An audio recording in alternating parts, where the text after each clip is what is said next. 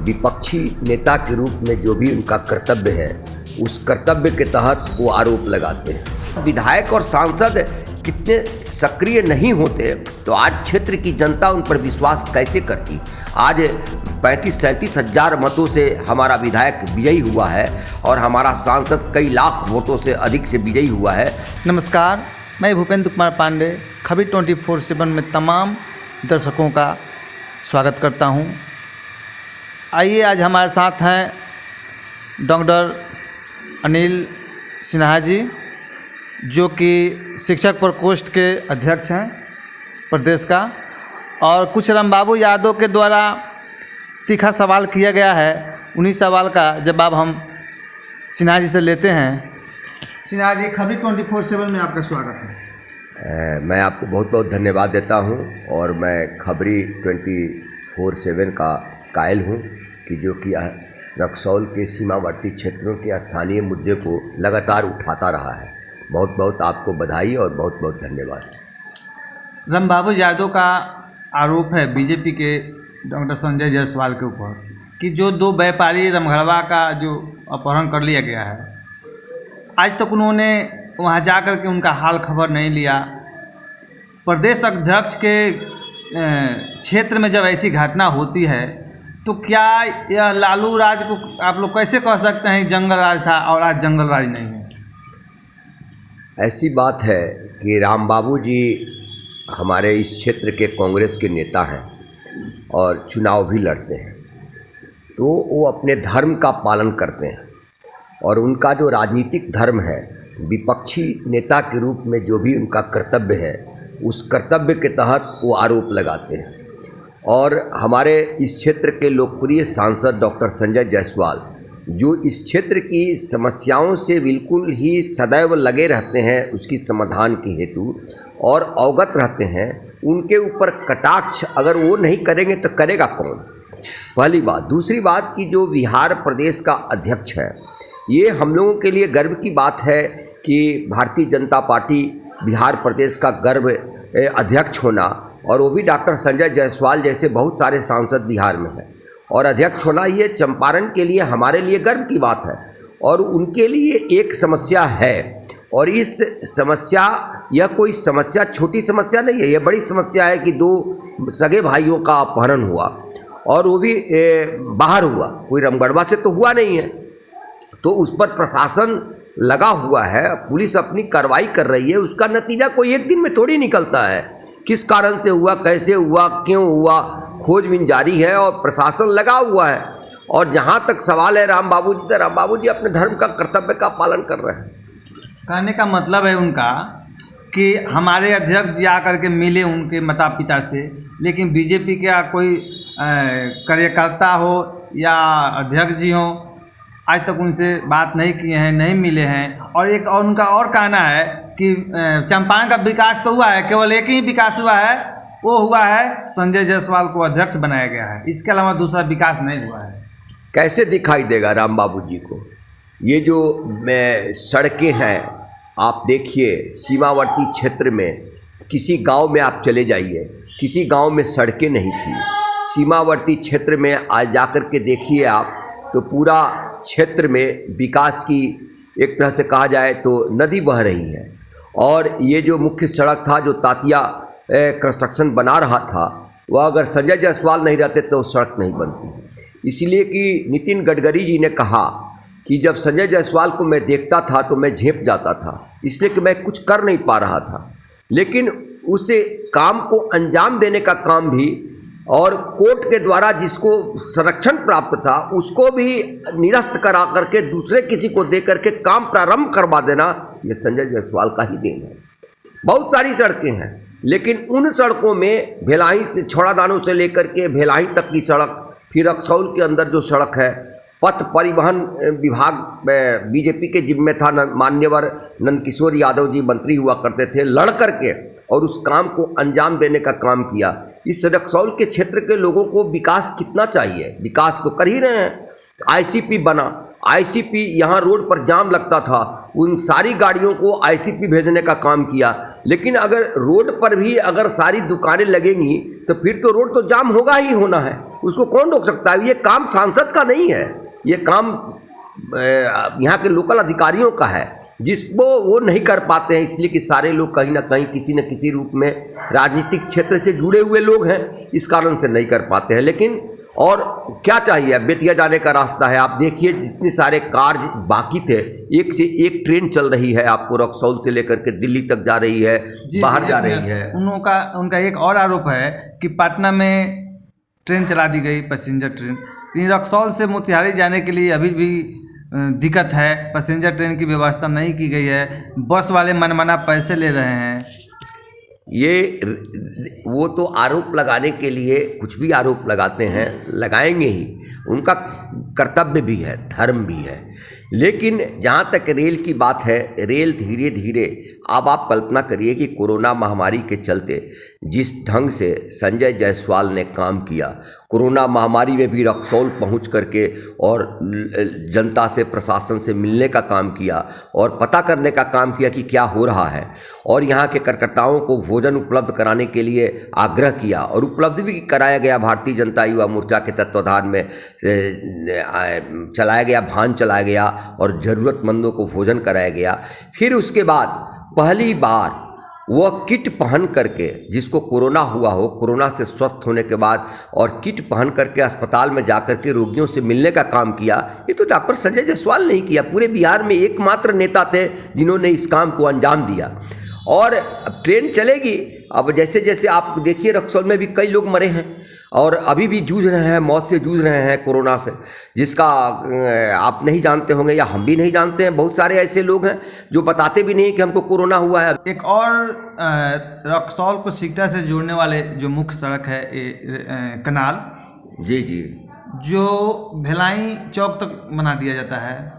उधर से पश्चिमी चंपारण वाले धुताहा नदी है जिसका बॉर्डर है, वहाँ तक बना दिया जाता है। लेकिन बीच में जो 1 से 1.5 किलोमीटर जो नहर है वो नहीं बन पाता है। जब भी इस रोड को बनाया जाता है, कितने वहाँ के लोग धरना प्रदर्शन कर चुके हैं, थक गए हैं, बोले हैं कि हम विधायक जी से मिले हैं, सांसद जी से मिले हैं, कलेक्टर से मिले हैं, लेकिन उस पर किसी प्रकार की सुनवाई नहीं होती है। कम से कम उस पर एक ध्यान देना चाहिए, तब हम ये रोड बनाने से कोई फ़ायदा होगा, नहीं तो इस रोड बनाने से कोई फ़ायदा नहीं होने वाला है। निश्चित रूप से आपका कहना बिल्कुल सही है और मान्यवर सांसद जी के भी ध्यान में है, इसलिए कि जब उनको रक्सौल आना होता है तो शॉर्टकट आना चाहते हैं, और वह सिकटा वाला रोड वाली जो सड़क है वह शॉर्टकट है और उसको बनाने के लिए वो प्रयासरत हैं। लेकिन चूंकि वो 2 जिले की सीमा को जोड़ने का काम करती है, अब न वो पूर्वी चंपारण में है और न वो पश्चिमी चंपारण में, कोई जहमत नहीं उठाने का प्रयास करता है अधिकारियों के द्वारा कि उस सड़क को निर्माण किया जाए। लेकिन सांसद जी का प्रयास है, चूँकि इस रास्ते से भी उनका बराबर आना जाना होता है रक्सौल में, इसलिए प्रयास है।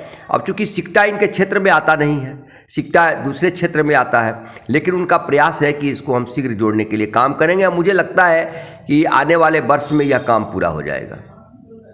और एक और सवाल है रामबाबू जी का, जो इंडो नेपाल बॉर्डर को बंद कर दिया गया है, इस पर वो बार बार कहते हैं कि विधायक जी आए, सांसद जी आए, हम लोग उनका समर्थन करेंगे, जो करना हो हम लोग, यदि धरना पर बैठना हो तो हम धरना पर बैठेंगे। लेकिन जो ये समस्या है, रक्सौल के लोगों को आए दिन लाठी खानी पड़ती है, कम से कम इस पर देखिए जी को ध्यान देना चाहिए। ये अंतर्राष्ट्रीय मुद्दा है और भारत सरकार ने अपने तरफ से इस अंतर्राष्ट्रीय बॉर्डर को खोल दिया है और नेपाल सरकार की ने उसको नहीं खोला है। तो ये उसकी समस्या है और एक दूसरे देश पर किसी भी प्रकार का कोई दबाव नहीं बनाया जा सकता है। हम भारत है, भारत से ये नेपाल एक राष्ट्र है, अपना भी उसकी सोच है, उस सोच के तहत तो वो अभी नहीं खोल पा रहा है। ये ज़रूर है कि दोनों देश के बीच में जो रोटी बेटी का संबंध है या जो भी आध्यात्मिक, धार्मिक, सांस्कृतिक गहरा संबंध है, उस गहरे संबंध में आघात न लगे। राजनीतिक पार्टियां आती हैं, जाती हैं, राजनीतिक सत्ता पर आते हैं, काबिज होते हैं, जाते हैं, लेकिन इस संबंध को कोई झटका नहीं लगा सकता है। ये इतना सदियों सदियों से चला आ रहा संबंध है। इसलिए भारत सरकार अभी कोई दबाव नहीं देना चाहती है कि नेपाल सरकार को ऐसा लगे कि हमें बाध्य किया जा रहा है कि बॉर्डर को खोल दिया जाए। लेकिन मुझे लगता है कि ये जल्द ही, अभी कोरोना महामारी के चलते जो कुछ भी हुआ था, बंद हुआ था, जो भी हुआ है, तो उसको खुल जाएगा। क्या लगता है, चाइना हो, पाकिस्तान हो, बड़े बड़े देश को भारत ने एकदम मुंहतोड़ जवाब देता है, लेकिन क्या नेपाल इतना छोटा देश के आगे जैसा लगता है कि घुटना टेक दिया? आखिर क्या नीति चल रही है? ऐसा है कि नेपाल को मैंने बताया है कि नेपाल ऐसा देश है जिसके साथ हमारा भ्रातृत्व का संबंध है, और दो देश की झंडे अलग हैं, उनके संविधान अलग हैं, उनके सोच अलग हैं, लेकिन जो रक्त का लगाव है वह एक ही है। और मैंने कहा कि आध्यात्मिक, सांस्कृतिक और धार्मिक ये ऐसे जुड़े हुए हैं जिनको आप कभी अलग नहीं कर सकते हैं। इसलिए नेपाल का अगर विकास होगा तो भारत का भी विकास होगा। नेपाल जितना समृद्ध होगा उतना ही भारत की समृद्धि शक्तिशाली की ओर बढ़ेगा। इसीलिए भारत कभी भी किसी भी देश के साथ ऐसा कुछ नहीं करना चाहता है जैसे उसको लगे कि भारत कुछ कर रहा है एक बड़ा राष्ट्र होने के नाते। जहाँ तक पाकिस्तान और चाइना का सवाल है, पाकिस्तान विरोध करता है, चाइना विरोध करता है, और हमारे सैनिक मारे जाते हैं, हमारी ज़मीन को हथियाना चाहता है, लेकिन नेपाल में इस तरह की कहीं कोई बात नहीं है। नेपाल हमारा जो संबंध है वह सदियों सदियों से चला आ रहा संबंध है जिसको कोई बिगाड़ नहीं सकता है। एक और सवाल है रामबाबू यादव का कि जो हमारे सांसद जी और विधायक जी लोग हैं यहाँ के बीजेपी के, ये लोग केवल शिलान्यास करना जानते हैं, काम करना नहीं जानते हैं। जो बाटा चौक से लेकर के वायरलेस तक जो डबल रोड का शिलान्यास किया गया था, ये क्या शिलान्यास ही रह जाएगा कि काम होने वाला है इसमें? देखिए, मैं तो कहूँगा कि इस क्षेत्र के लोग सौभाग्यशाली हैं कि भारतीय जनता पार्टी का विधायक है और भारतीय जनता पार्टी का सांसद है। मुझे तो 36 वर्ष हो गए रक्सौल में रहते हुए, और 36 वर्षों से मैं देख रहा हूँ कि बीच बीच में एक दो बार भारतीय जनता पार्टी का सांसद नहीं रहा, और जो बीजेपी के विधायक थे, उनके पूर्व भी विधायक थे, क्या विकास हुआ था? कहीं कोई विकास का, कहीं कोई विकास तो दिखता नहीं था। और ये जो सड़क है उसमें तो वैधानिक कारण है ना, ऑफिशियली कारण है कि जब टेंडर होता है, वो टेंडर अगर एक व्यक्ति का टेंडर पड़ता है तो निरस्त होना ही है। अगर एक ही व्यक्ति 2-3 फॉर्म के नाम से गिरा देता है टेंडर तो उसको निरस्त होना ही है। लेकिन चूंकि टेंडर हो चुका है, उसका पैसा निकल चुका है, इसलिए वो काम तो होना ही है। और विधायक और सांसद कितने सक्रिय नहीं होते तो आज क्षेत्र की जनता उन पर विश्वास कैसे करती? आज 35-37 हज़ार मतों से हमारा विधायक विजयी हुआ है और हमारा सांसद कई लाख वोटों से अधिक से विजयी हुआ है। यह जनता का विश्वास है तभी तो विजयी हुआ है। ऐसा थोड़ी है कि विकास नहीं है तो किस आधार पर कोई किसी को श्री देता है, विजय श्री देता है। इसीलिए राम बाबू जी, मैंने कहा ही कि राम बाबू जी का कहना स्वाभाविक है, ये तो अपने धर्म का पालन कर रहे हैं। आप शिक्षक प्रकोष्ठ के अध्यक्ष हैं और आप प्रोफेसर भी हैं, तो आप थोड़ा ज़्यादा जानते होंगे जो आज प्राइवेट स्कूल के शिक्षकों के साथ हो रहा है। भूखमरी के कगार पर चले गए हैं। लग रहा है कि अब वो लोग अपना कैसे जीवन यापन करेंगे। क्या सरकार को नहीं चाहिए कि उसमें भी कुछ गाइडलाइन दें और 2 शिफ्ट या 3 शिफ्ट कर करके स्कूल चलाया जाए कि वो लोग का भी रोजी रोटी चले, और विद्यार्थी तो बड़ा चौपट हो ही रहा है। बिल्कुल, मैं आपकी बातों से सहमत हूँ कि जो प्राइवेट स्कूल के जो शिक्षक हैं, अगर इस कोरोना महामारी का सबसे अधिक अगर किसी पर प्रभाव पड़ा है तो शिक्षा पर पड़ा है। शिक्षा का बहुत बड़ा क्षेत्र जीविकोपार्जन करता है प्राइवेट स्कूल चला करके, और शिक्षा का दान दे करके, ट्यूशन पढ़ा करके, कोचिंग चला करके। और जो हमारे बच्चे कोटा जाया करते थे, दिल्ली जाया करते थे, बाहर जाया करते थे कोचिंग करने के लिए, उन बच्चों को कोचिंग के लिए जंगल राज की समाप्ति के बाद कोचिंग के लिए बड़े बड़े संस्थान पटना में स्थापित हुए और बच्चों ने पढ़ना प्रारंभ किया। आज निश्चित रूप से ये भूखमरी के कगार पर हैं और मैंने मुख्यमंत्री को, राज्यपाल को भी चिट्ठी लिखी थी शिक्षक प्रकोष्ठ के संयोजक होने के नाते प्रदेश के, कि इन पर भी विचार किया जाए, इसलिए कि ये भूखमरी के कगार पर हैं।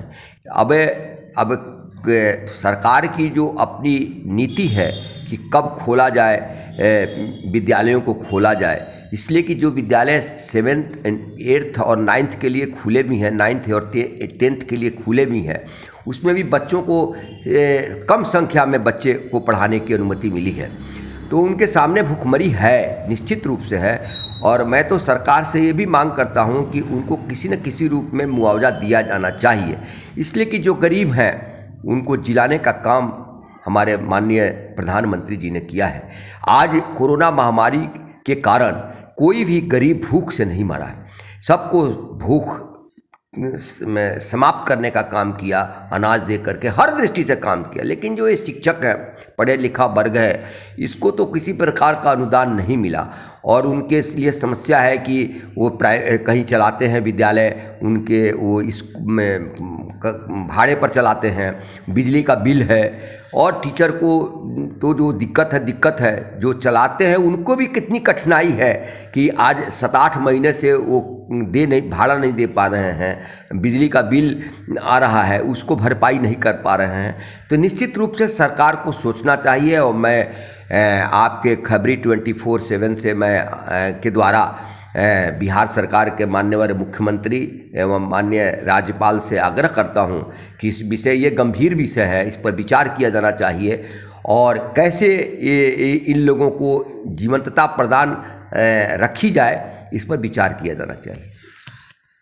सिन्हा जी, आपने अपना बहुमूल्य समय खबरी 24/7 को दिया, इसके लिए बहुत बहुत धन्यवाद। बहुत बहुत धन्यवाद आपको। मैंने कहा ही कि खबरी 24/7 चैनल इस क्षेत्र के लिए वरदान है और जो कोरोना काल में आप जैसे चैनलों ने जो विकास किया है, मुझे लगता है कि भविष्य में भी विकास करेगा। और आप जैसे नौजवान ऐसे चैनलों से जुड़ करके और जो इस क्षेत्र की समस्याओं से लोगों को अवगत कराना, प्रशासनिक अधिकारियों को, राजनीतिक नेताओं को, ये बहुत बड़ा काम है। मैं आपको बहुत बहुत धन्यवाद देता हूँ, बधाई।